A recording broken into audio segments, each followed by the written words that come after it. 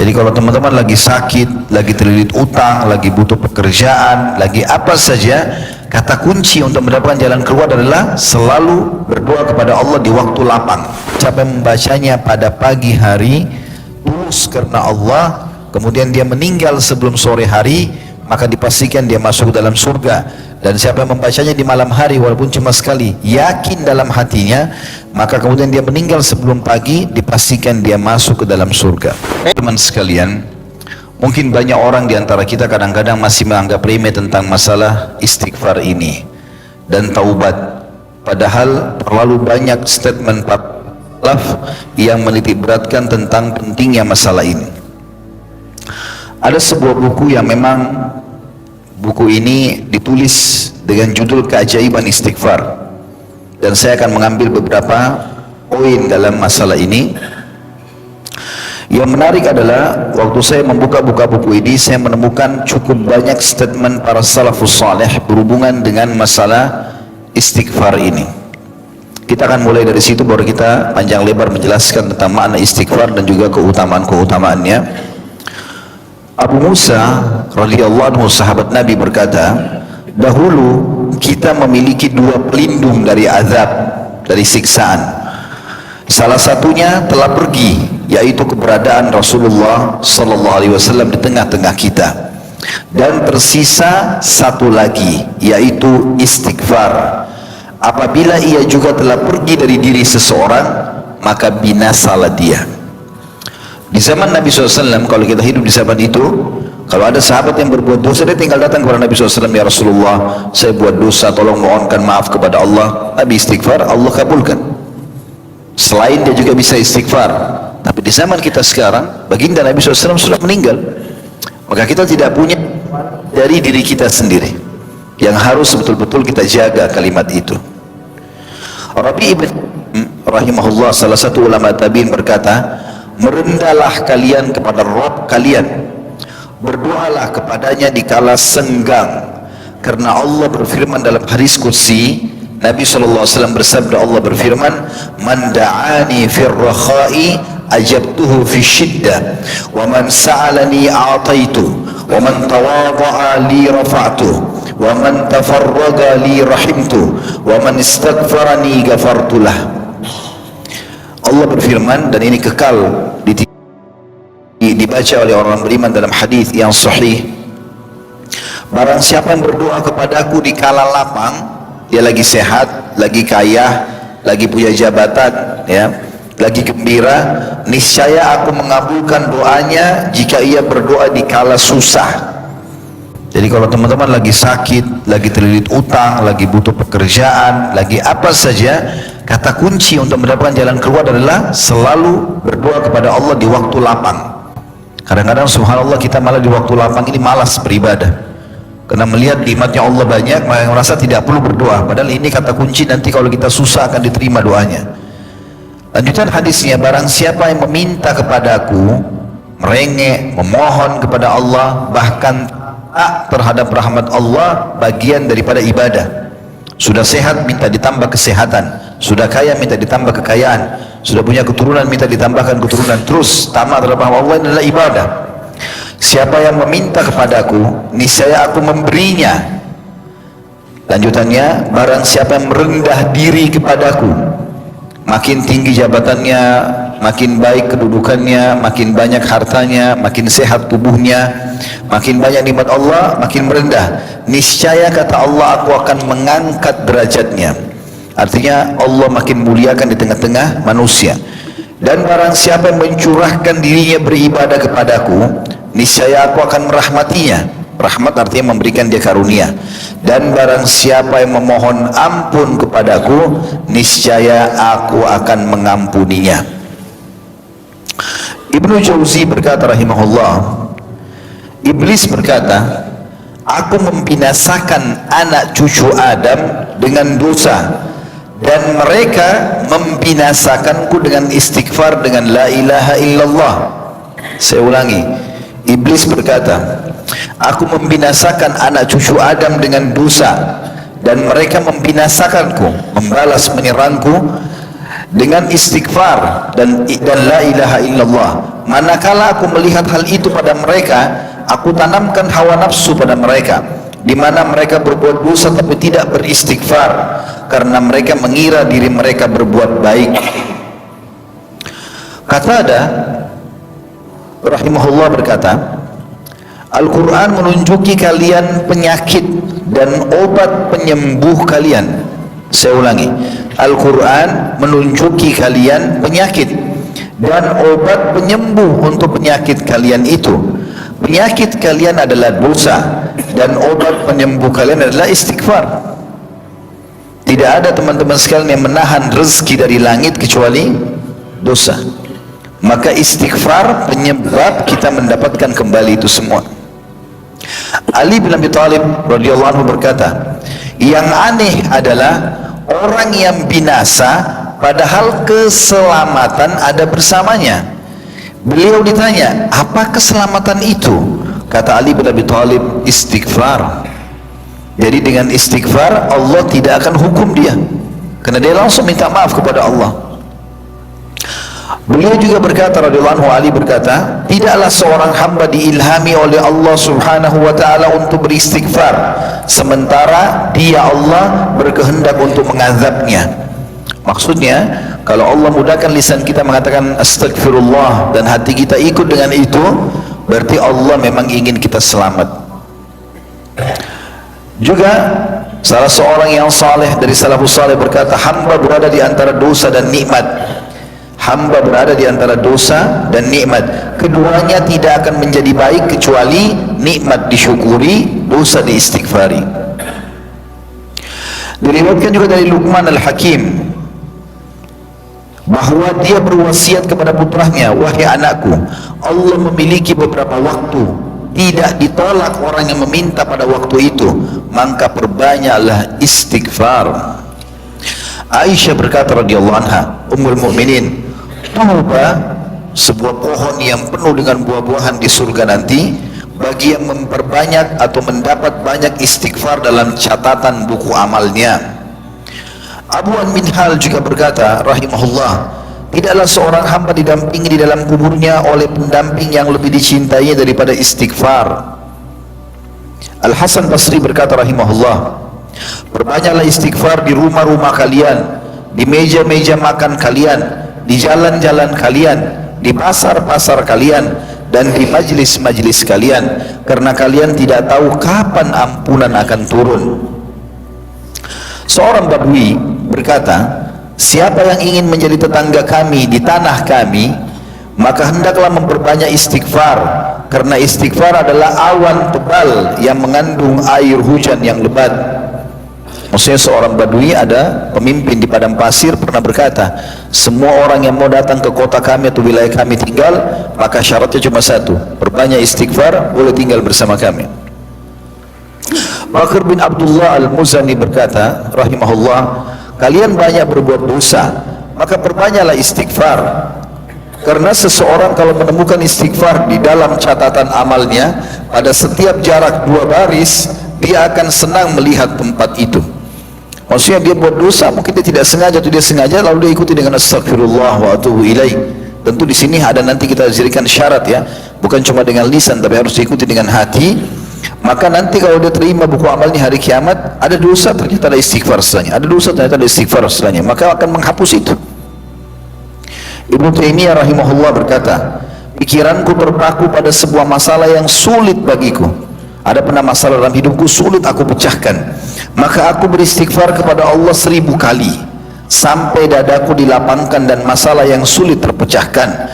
Aku kadang berada di pasar, masjid atau sekolah, tapi hal itu tidak menghalangiku dari zikir dan istighfar sampai aku meraih apa yang aku inginkan. Ini teman-teman sekalian landasan kenapa saya mau membahas tentang masalah indahnya istighfar dan taubat ini. Istighfar itu sendiri adalah pengajuan permohonan maaf kepada Allah, sementara taubat pengikraran untuk tidak mengulanginya. Jadi kalau teman-teman di kantor gini buat salah, maafin saya Pak misalnya, itu istighfarnya, seperti kita bilang ya Allah maafin saya. Taubatnya adalah menulis ya, surat pernyataan tidak akan mengulangi pelanggaran itu namanya taubat. Jadi kalau kita bilang astagfirullah wa atubu ilaih, saya memohon maaf kepadamu ya Allah dan saya bertekad tidak akan mengulanginya. Dosa teman-teman sekalian yang membutuhkan istighfar ini semuanya dimulai dengan ketakutan, kekhawatiran, kegelisahan. Tidak ada dosa orang lakukan itu enak. Pasti kalau orang mau mencuri, mau berzina, mau berbohong, mau apa saja, menipu, pasti dia penuh dengan kegelisahan. Tidak ada orang dengan ketenangan. Orang mau berzina di kamar hotel, takut dia, khawatir, banyak was-was. Mau mencuri, selalu sembunyi. Bahkan kadang-kadang kalau sudah mencuri uang 1 juta saja, kapan dia dengar kalimat 1 juta di pinggir jalan pun, atau di luar kantornya, atau di kota lain, maka dia selalu merasa dia yang ditargetkan. Maka tidak ada manfaatnya dosa itu. Dimulai dengan ketakutan, diakhiri dengan penyesalan. Dan ini kesalahan. Tapi kalau ibadah, dimulai dengan keikhlasan, karena kalau tidak ikhlas tidak diterima, diakhiri dengan kegembiraan. Orang kalau menikah, dimulai dengan keikhlasan, ketulusan, nanti bahagia setelah itu berjalan. Itu juga dengan dia melakukan semua jenis ibadah. Maka ini perlu difahami, sehingga kita tidak perlu memilih dosa dan kita cukup memilih amal soleh.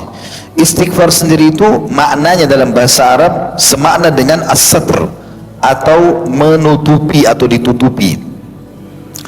Dan para ulama memberikan penjelasan tentang masalah sifat Allah. Salah satu sifat Allah adalah Ghafur atau Ghaffar. Apa maknanya? Kata ulama-ulama diantaranya Ar-Raghib atau Al-Khattabi berkata, Al-Ghaffar adalah zat yang terus menerus tidak ada henti mengampuni dosa hamba-hambanya. Setiap kali seorang hamba bertobat dari dosa, berulang dilakukan lagi, setiap itu pula ampunan berulang diberikan. Al-Ghaffar adalah zat yang menutup dosa hamba-hambanya, menutupkan kain iba dan belas kasihan kepada mereka, sehingga dia tidak menampakkan dosa sang hamba pada makhluknya dan tidak merobek tirainya yang menutupinya dengan azab yang akan mencorengnya di mata mereka. Kata ulama, diambil daripada statement Khattabi ini rahimahullah, kalau seandainya ada orang buat dosa dan dia tutupi antara dia sama Allah, lalu dia bertobat kepada Allah, dipastikan Allah tidak akan membuka aib itu. Tetapi kalau ada seseorang dalam perbuatan dosa, dia sudah diberikan peringatan oleh Allah, penyesalan, rasa takut, kegelisahan, kekhawatiran, tetap saja dia terabas dan tidak diikuti dengan istighfar, maka dipastikan Allah akan membongkar aib itu. Maka ini harus hati-hati. Dan Allah tidak pernah jenuh dalam masalah ini. Kata Nabi SAW dalam hadis Bukhari Muslim, Allah tidak akan pernah jenuh sampai kalian jenuh. Kalau kita sudah jenuh, baru Allah tinggalkan. Tapi kalau kita tidak jenuh, tetap selalu begitu, maka Allah SWT akan terima.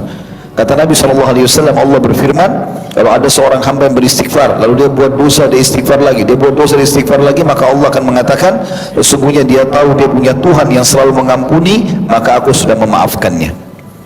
Juga ada seorang sahabat mengatakan, ya Rasulullah, kalau aku buat dosa, apa yang harus aku lakukan? Kata Nabi SAW, istighfar. Kata dia, kalau aku melakukannya lagi, kata Nabi SAW, istighfar.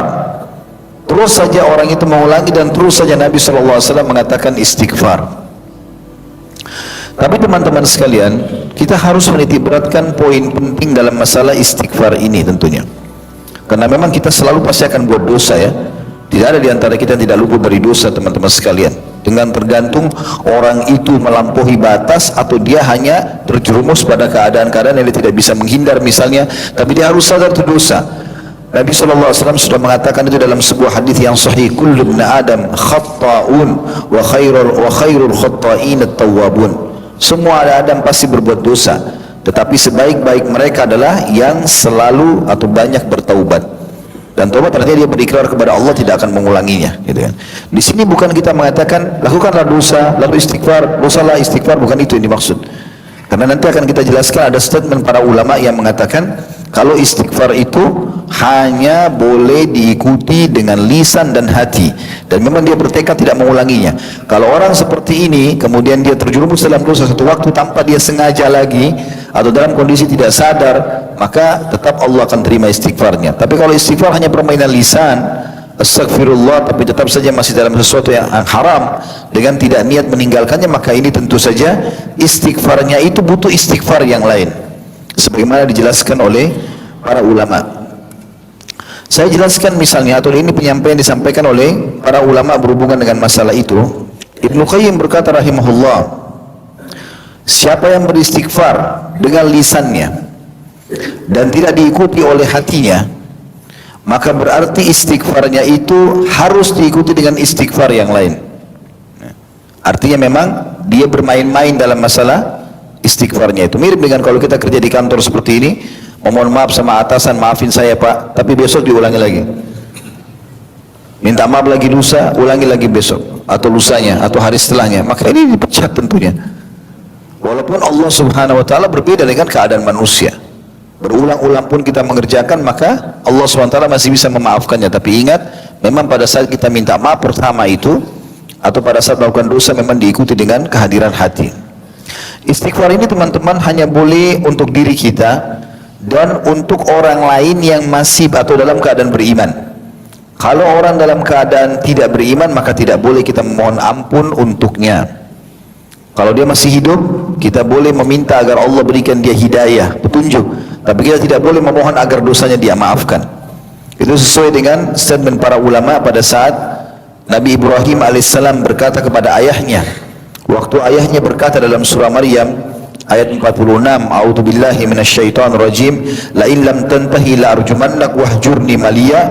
Jika kamu tidak berhenti mendakwahiku hai Ibrahim, ini kata ayahnya Ibrahim alaihissalam, maka niscaya kamu akan kurajam atau akan kubunuh dan tinggalkan aku untuk waktu yang lama. Pergi dari aku, tidak usah urus aku. Padahal ayahnya dalam keadaan kafir. Maka setelah kata-kata ini keluar, Ibrahim alaihissalam menjawab dengan santun. Beliau mengatakan, lanjutan ayatnya, qala salamun alaik sa'astaghfiru laka rabbi innahu kana bi hafiya. Ibrahim berkata, semoga keselamatan dilimpahkan kepadamu wahai ayahku. Aku akan memohon ampun bagimu kepada Rabbku, sesungguhnya dia sangat baik kepadaku. Maryam ayat 47. Di sini Ibrahim alaihissalam memohon ampun atau akan memohon ampun untuk ayahnya yang dalam keadaan kafir, itu ditegur oleh Allah subhanahu wa ta'ala. Allah subhanahu wa ta'ala menyebutkan dalam surah At-Taubah ayat 114. Jadi setelah dia akan memohon ampun, maka Allah melarang dia memohon ampun untuk keluarganya atau ayahnya yang dalam keadaan kafir. Dan Allah mengingatkan setelah datang peringatan kepada Ibrahim meninggalkan itu. Dalam firman-Nya At-Taubah 114, A'udzubillahi minasyaitonirrajim, wa ma kana istighfaru Ibrahim li abihi illa am mau'idatin wa'adaha iyyahu falamma tabayyana lahu annahu aduwwun lillahi tabarra'a min inna Ibrahim la'awwahun halim. Dan permintaan ampun dari Ibrahim kepada Allah untuk bapaknya tidak lain hanyalah karena suatu janji yang telah diikrarkannya kepada bapaknya itu. Maka tak kalah jelas bagi Ibrahim bahwa bapaknya itu adalah musuh Allah dalam keadaan kafir, maka Ibrahim berlepas diri darinya. Sesungguhnya Ibrahim adalah seseorang yang sangat lembut hatinya lagi penyantun. Juga tidak boleh memohon ampun bagi orang-orang musyrik, ya, sama kafir musyrik, tapi orang musyrik ini sebenarnya mereka beriman sama Allah tapi masih menyekutukan Allah subhanahu wa ta'ala. Sebagaimana Allah mengingatkan Nabi Muhammad sallallahu alaihi wasallam di dalam firman-Nya surah At-Taubah 113, A'udzubillahi minasyaitonirrajim, ma kana linabiyyin walladzina amanu ma kana linabiyyin walladzina amanu an yastaghfiru lil musyrikina walau kanu uli qurba walau kanu uli qurba min ba'di ma tabayyana lahum annahum ashabul jahim. Yang artinya tidaklah sepatutnya bagi Nabi Muhammad sallallahu alaihi wasallam dan orang-orang yang beriman meminta ampun kepada Allah bagi orang-orang musyrik, walaupun orang-orang musyrik itu adalah kaum kerabatnya, sesudah jelas bagi mereka bahwasanya orang-orang musyrik itu adalah penghuni neraka jahanam. Kalau dalam keadaan hidup kita minta agar Allah subhanahu wa ta'ala memberikan dia hidayah. Kalau sudah mati lebih jauh lagi, lebih tidak bisa dimohonkan ampun kalau sudah meninggal dalam keadaan kafir. Makanya teman-teman yang masih punya kerabat yang non muslim, usahakan bagaimana dia bisa untuk membantu, ya, menyampaikan kepada dia hidayah, menyampaikan kepada dia syahadat, dan tidak usah khawatir apakah dia terima atau tidak. Tugas kita menyampaikan. Waktu Abu Talib disebutkan dalam sebuah riwayat yang sahih, Waktu Abu Talib paman Nabi SAW akan meninggal dunia atau menjelang kematian, Nabi SAW datang menjenguknya, sementara di sisinya ada Abu Jahal. Lalu Nabi SAW berkata, hai pamanku, ucapkan la ilaha illallah, sebuah kalimat yang bisa aku sebutkan sebagai argumentasi atau hujjah bagimu di sisi Allah hari kiamat. Abu Jahal dan Abdullah bin Abi Umayyah berkata, hai Abu Talib, apakah kau membenci agama Abdul Muttalib, bapakmu? Maka mereka berdua terus senantiasa mengulang-ulangi perkataan mereka sampai akhirnya perkataan terakhir yang diucapkan oleh Abu Talib adalah, saya tetap berpegang pada agama Abdul Muttalib, atau agama menyembah berhala, musyrik. Maka Nabi SAW bersabda, aku akan terus memohon ampun untukmu selama aku tidak dilarang. Maka turunlah firman Allah Subhanahu wa taala, maka li nabiyyin walladzina amanu ay yastaghfiru lil musyrikin walau kanu uli qurba min ba'di ma tabayyana lahum annahum ashabul jahim. Tidaklah sepatutnya bagi nabi dan orang-orang yang beriman memohon ampun kepada Allah bagi orang-orang musyrik, walaupun orang-orang musyrik itu adalah kaum kerabatnya, sesudah jelas bagi mereka bahwasanya orang-orang musyrik adalah penghuni neraka jahanam, maksudnya meninggal dalam keadaan kafir. Kemudian juga dalam surah Al-Qasas ayat 56 Allah berfirman, a'udzubillahi minasyaitonir rajim, innaka la tahdi man ahbabta walakin Allah yahdi man yasha wa huwa a'lamu bil muhtadin. Sesungguhnya kau tidak bisa memberikan petunjuk hai Muhammad kepada orang yang kau kasihi, tetapi Allah memberikan petunjuk kepada orang yang dikehendakinya, dan Allah lebih mengetahui orang-orang yang mau menerima petunjuk. Artinya makna ayat ini teman-teman sekalian, kalau ada orang memang Allah sudah tahu sebagai pencipta tidak mau bertaubat, tidak mau baik, maka Allah sesatkan sekalian. Ada orang begitu, subhanallah, kita sudah berikan nasihat, kita berikan masukan, tidak mau dengar, bahkan sampai kepadanya argumentasi segala macam dia tidak mau tahu ya. Dan ini berbahaya tentunya, peringatan-peringatan Allah datang dia tidak mau, maka Allah sesatkan sekalian, Allah sibukkan dia dengan kemaksiatannya. Wa na'udzubillah tentunya. Begitu juga teman-teman tidak boleh memohon ampun untuk orang-orang munafik. Untuk orang-orang munafik, sebagaimana disebutkan kisah tentang Abdullah bin Ubay. Abdullah bin Ubay ini salah satu pemimpin orang munafik di Madinah. Pada saat dia sakit keras, dia mengatakan, hai Muhammad, dia mengatakan Nabi SAW, tentu karena dia lebih tua dari Nabi, dia panggil Muhammad gitu kan. Memang dia orang munafik, bukan muslim. Nah, dia pura-pura Islam, maka dia mengatakan, datanglah jenguk aku. Maka datanglah Nabi SAW menjenguknya. Lalu kemudian setiap kali Nabi SAW nasihati, selalu saja dia nolak. Dan dia selalu mengatakan, mana sekutuku Yahudi fulan atau suku fulan dan suku fulan. Sampai akhirnya waktu Nabi SAW nasihati, dia mengatakan, sudahlah Muhammad, bukan saatnya bicara masalah itu. Saya hanya ingin pada saat saya meninggal, maka engkau memberikan bajumu ini agar aku dikafani dengannya, dan mohonlah ampun untukku.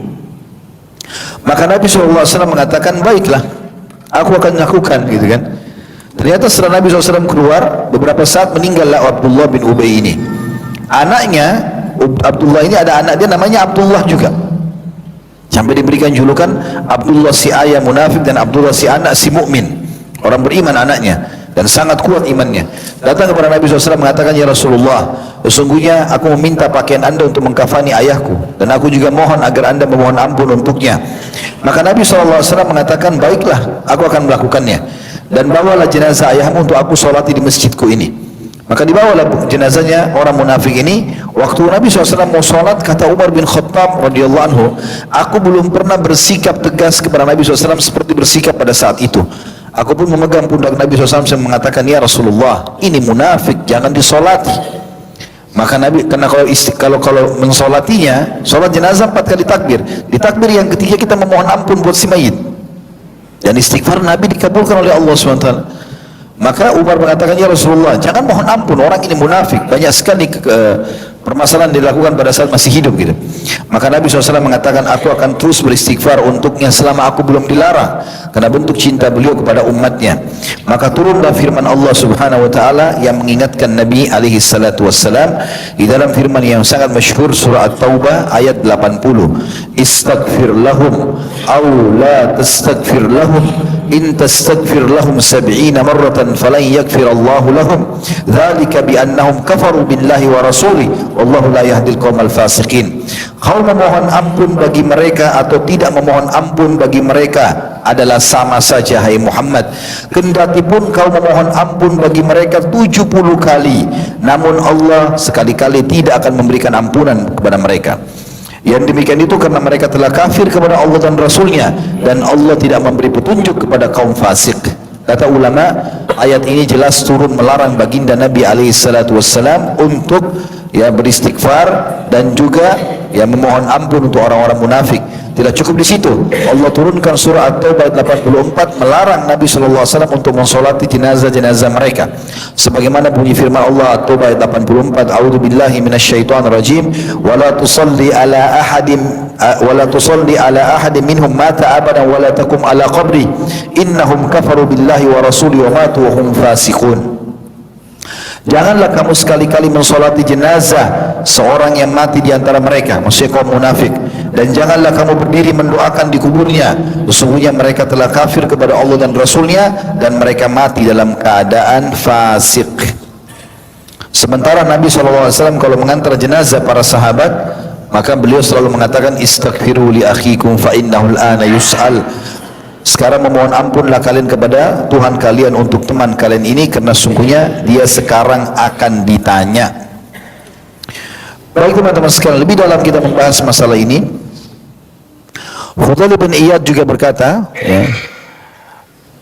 manusia paling berdosa adalah mereka yang mengulangi perbuatan dosa yang pernah dilakukannya. Kita sekarang meninggalkan tidak boleh memohon ampun untuk orang-orang tadi, itu sudah cukup. Sekarang kita kembali ke diri kita sendiri, bagaimana kita bertobat dan istighfar kepada Allah.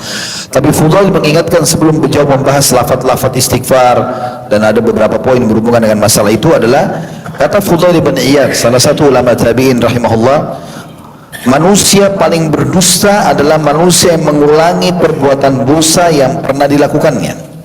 Manusia paling bodoh adalah yang memperlihatkan amal kebaikannya. Manusia yang paling dekat dengan Allah justru yang takut kepadanya. Dan manusia tidak akan sempurna sehingga agamanya mampu mengalahkan nafsunya, dan manusia tidak akan binasa sehingga nafsunya mengalahkan agamanya. Dan ini sebuah nasihat yang luar biasa. Oleh karena itu teman-teman, kita harus betul-betul menjaga. Sekali kita istighfar, memang kita jaga diri kita dari dosa. Sudah katakan tadi, dosa itu selalu diawali dengan ketakutan, diakhiri dengan penyesalan. Tapi kalau ada seseorang terjerumus dalam dosa, jangan dia putus asa dari rahmat Allah, tetap dia kembali kepada Tuhannya. Karena syaitan, kata para ulama, seringkali kalau seseorang sudah berbuat dosa, maka dia membuatnya putus asa. Kamu kan sudah kotor, kamu sudah terlanjur buat, lakukan aja lagi. Kamu kan sudah minum khamr segelas, terlanjur. Kamu sudah berzina sekali, terlanjur. Kamu sudah mencuri sekali, terlanjur. Lakukanlah. Dia suruh mengulangi. Padahal dengan mengulangi dosa tersebut berarti juga mempersiapkan diri untuk menerima dosa atau hukuman lebih banyak. Yang benar adalah kalau kita melakukan dosa, langsung bertobat kepada Allah, istighfar dan kembali memohon kepada Allah SWT agar hati kita ditenangkan untuk tidak mengulangi dosa itu lagi. Ada beberapa jenis lafaz-lafaz istighfar yang ditulis oleh para ulama. Di antaranya adalah yang pernah Nabi SAW baca, disebutkan dalam hadis Bukhari, Rabbighfirli wa tub alayya innaka antat tawwabur rahim. Rabbighfirli artinya ya Tuhanku, wahai penciptaku, ampunilah aku dan terimalah tobatku. Wa tub alayya, Rabbighfirli wa tub alayya innaka antat tawwabur rahim, sungguhnya kau maha menerima taubat lagi maha penyayang. Juga Nabi SAW bersabda dalam sebuah hadis yang diriwayatkan Abu Dawud, Tirmidzi, Al-Hakim, dan ini sahih sesuai dengan syarat Imam Bukhari Muslim, siapapun yang membaca Astaghfirullah alladzi la ilaha illa huwal hayyul qayyum wa atubu ilaih, ada sifat Allah Al-Hayyu Al-Qayyum, yang artinya aku memohon ampun kepada Tuhan Allah yang tidak ada Tuhan yang berhak disembah kecuali Dia, yang maha hidup, ini tadi Al-Hayyu, lagi yang terus-menerus mengurus makhluknya, ini Al-Qayyum, dan aku bertobat kepadanya, maka akan diampuni dosanya walaupun sebanyak buih di lautan. Astaghfirullahaladzim, astaghfirullahalladzi la ilaha illa huwal hayyul qayyum wa atubu ilaih. Juga ada lafaz yang lain diriwayatkan oleh Imam Bukhari Muslim, Nabi SAW sering membaca Astaghfirullah wa atubu ilaih. Ini yang paling ringkas, Astaghfirullah wa atubu ilaih, Astaghfirullah wa atubu ilaih. Ini juga artinya aku memohon ampun kepada Allah dan bertaubat kepadanya. Di antara juga yang diajarkan Nabi SAW adalah Sayyidul Istighfar atau tuannya istighfar.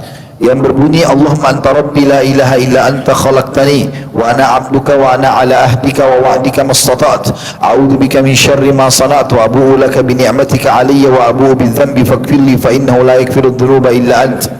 Ya Allah, Engkau adalah Rabbku, dan makna Rabb pencipta, pemilik, penguasa, pemberi rezeki. Tidak ada Tuhan yang berhak disembah kecuali Engkau. Engkaulah yang telah menciptakanku dan aku adalah hambamu. Aku senantiasa berada dalam perjanjian denganmu, dan aku yakin akan janjimu tentang pahala bagi orang-orang beriman dan hukuman bagi orang-orang yang durhaka. Semampuku, aku berlindung kepadamu dari kejelekan yang aku perbuat atau dosa yang aku perbuat. Aku mengikuti nikmatmu atau aku mengakui nikmatmu kepadaku, serta aku mengakui dosa-dosaku. Oleh karena itu ampunilah aku, karena sungguhnya tidak ada yang mengampuni dosa kecuali Engkau. Dan ini disebutkan oleh riwayat Imam Muslim. Dan ini kata Nabi SAW, siapa yang membacanya pada pagi hari tulus karena Allah, kemudian dia meninggal sebelum sore hari, maka dipastikan dia masuk dalam surga. Dan siapa yang membacanya di malam hari walaupun cuma sekali, yakin dalam hatinya, maka kemudian dia meninggal sebelum pagi, dipastikan dia masuk ke dalam surga.